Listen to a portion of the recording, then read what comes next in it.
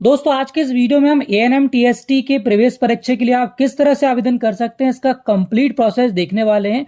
Profile बनाने से लेकर एप्लीकेशन करने तक सारा प्रोसेस मैं आपको बताऊंगा, तो इस वीडियो को ध्यान से देखिएगा, इसके बिल्कुल मत कीजिएगा। सो फ्रेंड्स, सबसे पहले हमें इसकी ऑफिशियल वेबसाइट पर आना होगा esb.mponline.gov.in। लिंक आपको नीचे मिल जाएगा डिस्क्रिप्शन में। जैसे उस पर आप क्लिक करते हैं तो आपके सामने ये वेबसाइट ओपन हो जाएगी।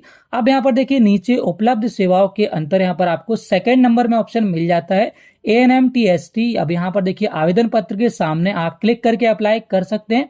लेकिन दोस्तों मैं आपको बता दूं, यहाँ पर ESB का कोई भी एप्लीकेशन फॉर्म अगर आप भरते हैं तो सबसे पहले आपके पास ESB का प्रोफाइल होना चाहिए, जिसे हम व्यापम प्रोफाइल भी बोलते हैं। अगर आपके पास ये प्रोफाइल नहीं है तो फिर आप इसके लिए एप्लीकेशन नहीं कर पाएंगे। तो सबसे पहले हमें क्या करना होगा, सबसे पहले हम यहाँ पर व्यापम प्रोफाइल बनाएंगे। अगर आपका प्रोफाइल पहले से बना हुआ तो उस पर आप संशोधन करेंगे, करेक्शन करेंगे, उसके बाद इसके लिए एप्लीकेशन करेंगे। तो एक नया प्रोफाइल कैसे बनाना है या फिर उसमें संशोधन कैसे करना है, सबसे पहले हम ये देखते हैं, उसके बाद यहाँ पर हम एप्लीकेशन करेंगे। तो यहाँ पर देखिए उपलब्ध सेवाओं के बाजू में आपको एक ऑप्शन मिलता है उम्मीदवार प्रोफाइलिंग। इस पर आप क्लिक करेंगे। फर्स्ट ऑप्शन आपको मिल जाता है प्रोफाइल पंजीकरण फॉर्म। यहाँ से आप नया प्रोफाइल बनाएंगे। अगर आपको प्रोफाइल में करेक्शन करना है तो नीचे आपको ऑप्शन मिल जाएगा प्रोफाइल पंजीकरण फॉर्म संशोधन। यहाँ से आप करेक्शन कर सकते हैं। पासवर्ड नहीं है तो यहाँ से आप पासवर्ड फॉरगेट भी कर सकते हैं। तो यहाँ पर हम फर्स्ट ऑप्शन में क्लिक करते हैं नया प्रोफाइल बनाने के लिए। छोटा सा यहाँ पर जो स्टार्टिंग प्रोसेस है वो थोड़ा सा डिफरेंट है यहाँ पर नया प्रोफाइल बनाने के लिए। बाकी सारा प्रोसेस यहाँ पर दोनों के लिए सेम है, चाहे वो करेक्शन हो या फिर नया हो। तो यहाँ पर जैसे आप नई प्रोफाइल में क्लिक करते हो तो आपसे पूछ रहा है कि आपके पास पहले से प्रोफाइल है, तो यहाँ पर हम नहीं पर क्लिक कर देंगे। उसके बाद यहाँ पर देखिए आपसे आपका मोबाइल नंबर, ईमेल आईडी पूछेगा, दोनों डालकर कैप्चा कोड डालकर OTP प्राप्त करे वाले ऑप्शन में क्लिक करेंगे।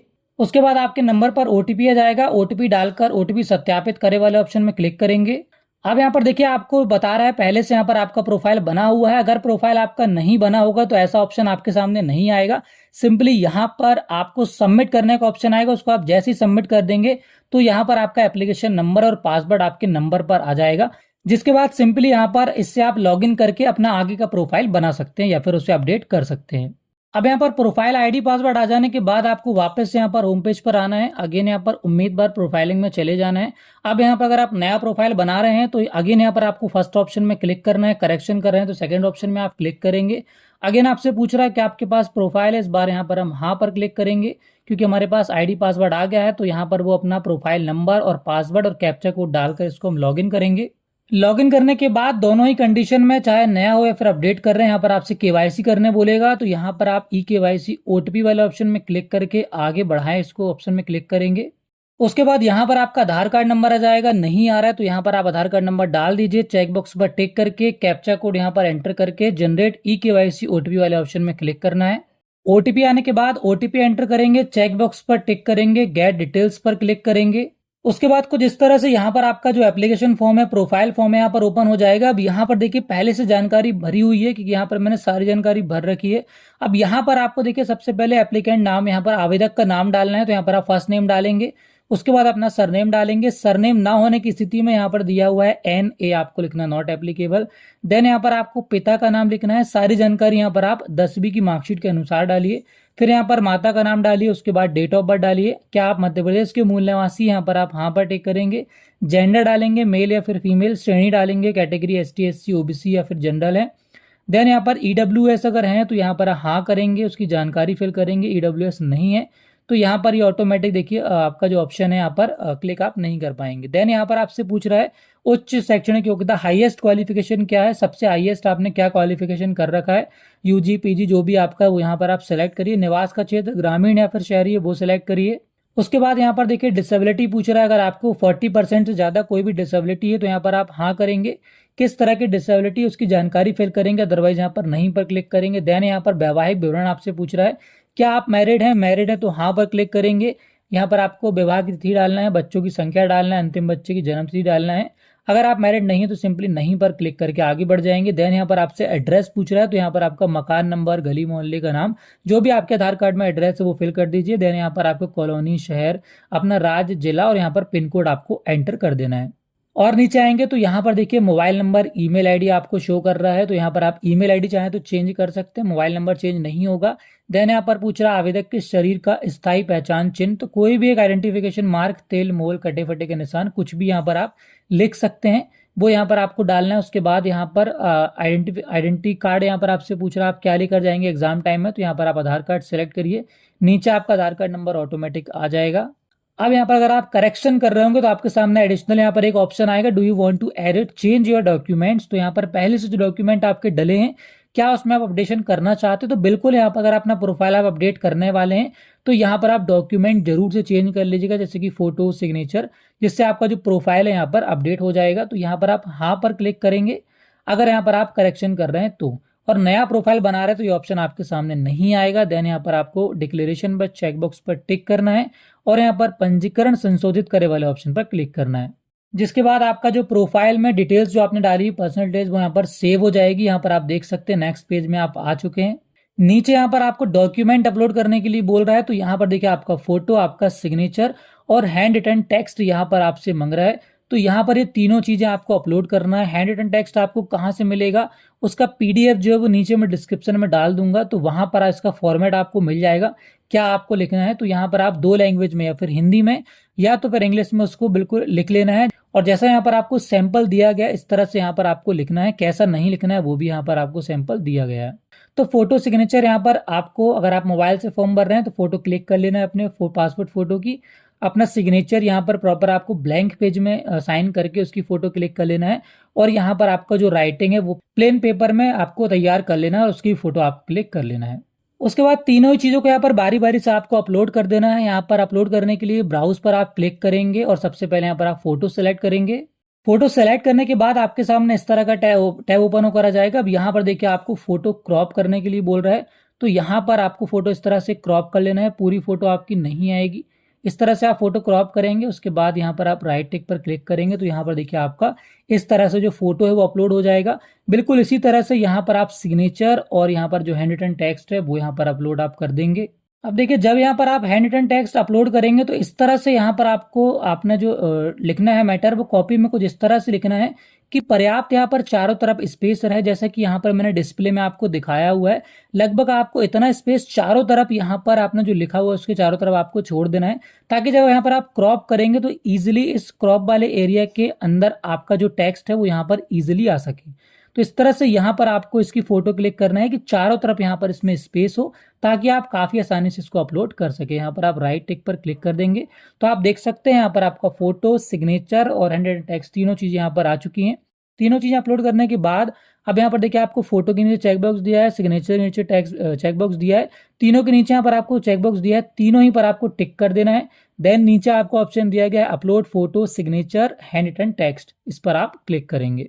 जिसके बाद कुछ इस तरह से यहाँ पर आपका फोटो, सिग्नेचर और जो मैटर है वो यहाँ पर देखिए तीनों यहाँ पर अपलोड हो जाएंगे। अब नीचे यहाँ पर देखिए आपको कुछ डॉक्यूमेंट्स भी अपलोड करना है, जैसे कि सबसे पहले जन्म तिथि प्रमाण के लिए आपकी 10th या फिर 8th या फिर 12th की मार्कशीट मांग रहा है। और अगर आप रिजर्वेशन यहाँ पर अप्लाई किया है, ST SC OBC जाति से अगर आप हैं तो उसका यहाँ पर कास्ट सर्टिफिकेट भी आपको अपलोड करना होगा। और अगर दिव्यांगता है या फिर डिसेबिलिटी है तो वो भी यहाँ पर आपको उसका सर्टिफिकेट अपलोड करना होगा। यहाँ पर आकर काफी लोग फंस जाते हैं क्योंकि यहाँ पर डॉक्यूमेंट अपलोड नहीं होता है। तो डॉक्यूमेंट आपको किस तरह से अपलोड करना है, कैसे रिसाइज करना है, वो यहाँ पर मैं आपको बता देता हूँ।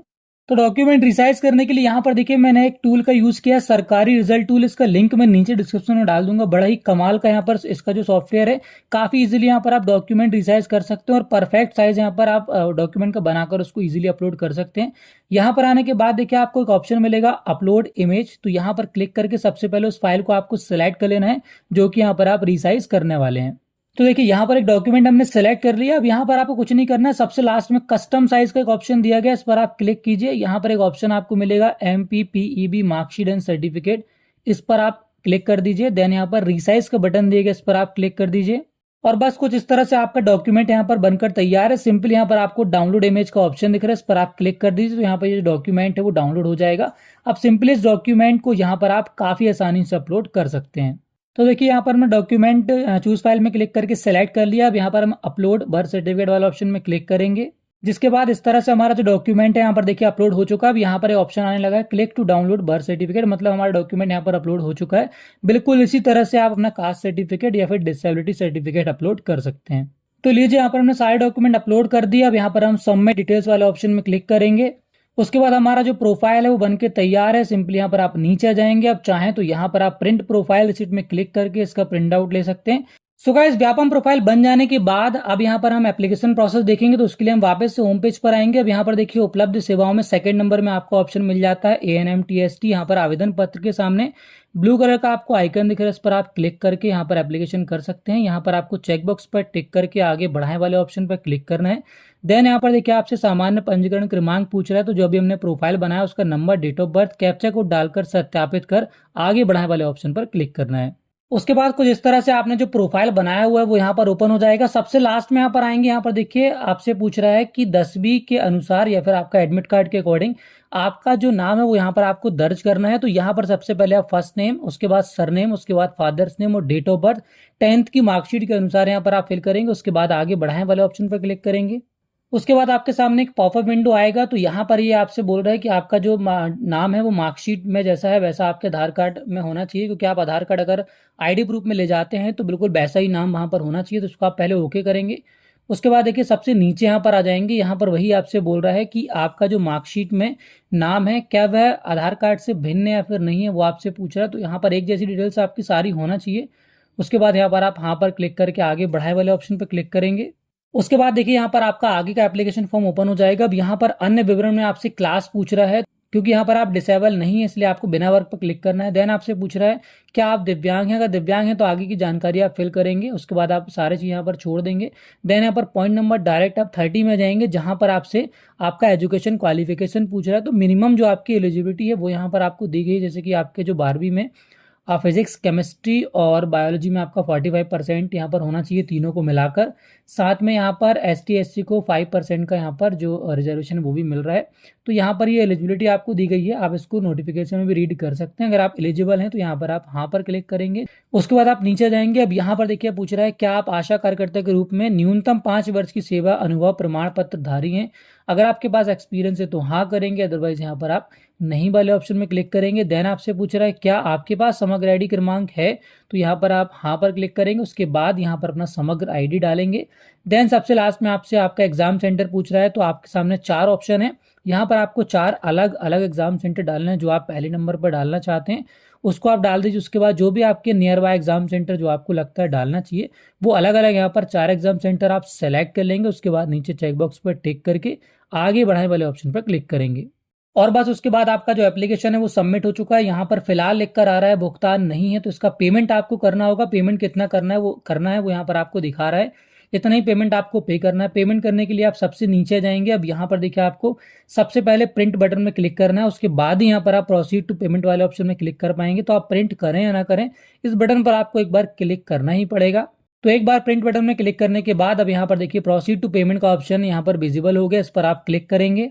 अब यहाँ पर आपके सामने अलग अलग पेमेंट ऑप्शन आ जाएंगे। यहाँ पर आप net banking, debit card, UPI किसी भी माध्यम से इसका पेमेंट कर सकते हैं। फिलहाल इसका पेमेंट यहाँ पर मैं नहीं कर रहा हूँ क्योंकि डेमो एप्लीकेशन था, बट जैसे ही इसका पेमेंट आप कंप्लीट कर लेते तो यहाँ पर आपका जो एप्लीकेशन है वो कंप्लीट हो जाएगा। इसके बाद आप कुछ भी करने की जरूरत नहीं है। सो आई होप फ्रेंड्स यहाँ पर इस तरह आप कैसे इसका एप्लीकेशन कर सकते हैं, कंप्लीट प्रोसेस आपको समझ में आ गया होगा। कोई भी अगर डाउट है, कोई क्वेरी है, आप कुछ पूछना चाहते हैं तो आप कमेंट करके पूछ सकते हैं। नीचे मैंने इंस्टाग्राम का लिंक दे रखा है, वहां पर आप मुझे DM भी कर सकते हैं। और दोस्तों वीडियो अगर आपको पसंद आया और इन्फॉर्मेटिव लगा हो तो वीडियो को लाइक करना मत भूलिएगा। आगे भी ऐसी कंटेंट देखना चाहते हैं चैनल को सब्सक्राइब करके बेल आइकन को प्रेस कर लीजिए।